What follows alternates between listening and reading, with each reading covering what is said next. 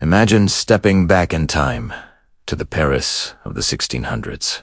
Forget the romantic city of lights we know today. This was a different Paris.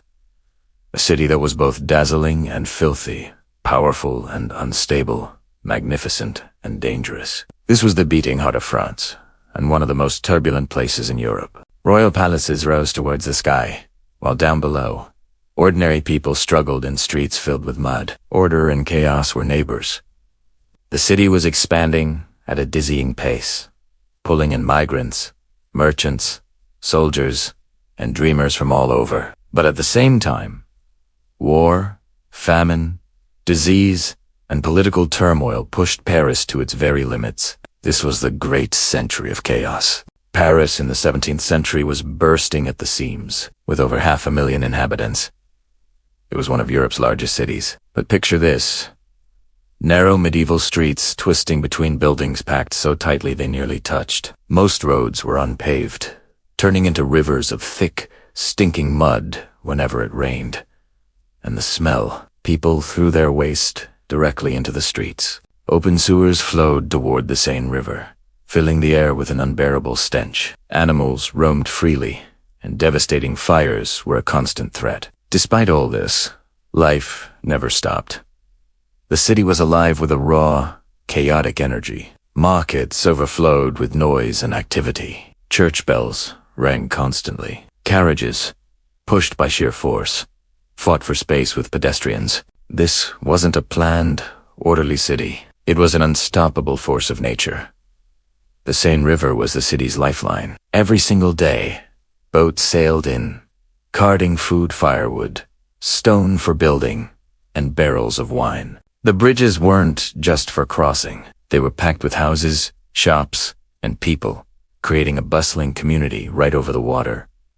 But the river had a dark side. It was also the city's dumping ground. Sewage, animal remains, and waste from workshops flowed directly into it. Drinking from the Seine was incredibly dangerous, yet for many poor Parisians, it was their only choice. The river gave Paris life, but it was also slowly poisoning it.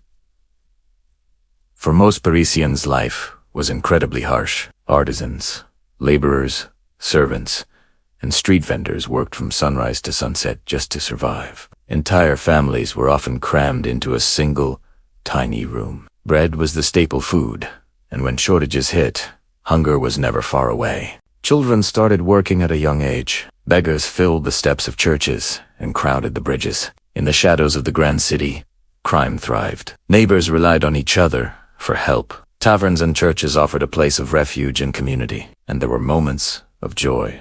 Festivals, music, and public gatherings provided a welcome escape from the brutal daily routine. In this city, chaos wasn't just about disorder, it was about survival. Looming high above this chaos was power. Kings ruled from Paris, most notably Louis XIII and later, the famous Sun King, Louis XIV.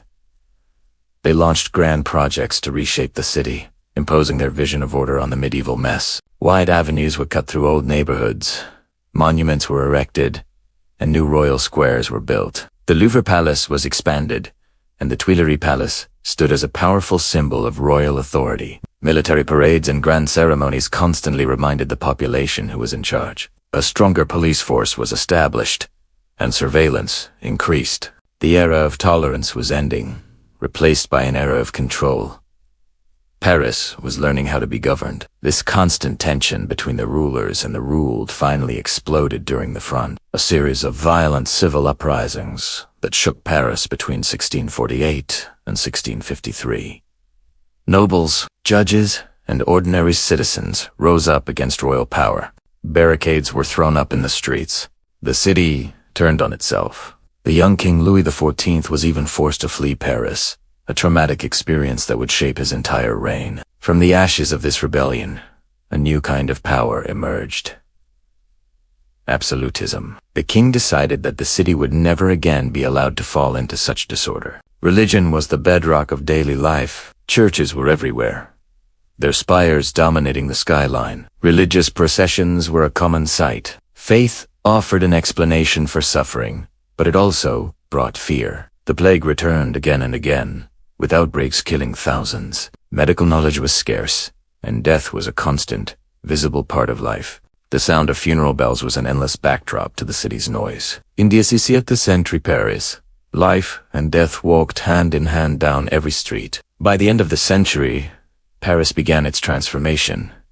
A new era of order was dawning. Streets were widened and paved. Street lighting was introduced, making the nights a little safer. The police force was expanded and centralized. Power was now firmly in the hands of the monarchy. Louis XIV would eventually move his court to the magnificent Palace of Versailles, leaving Paris behind as a capital of administration, culture, and simmering tension. But the memory of that chaotic century remained. This was Paris in the 1600s, a city of mud and marble, of hunger and grandeur, of rebellion and control. It was this great century of chaos that forged the complex, beautiful, and revolutionary city that would one day become modern Paris. Thanks for watching, and if you enjoyed this journey back in time, don't forget to like and subscribe for more stories from history.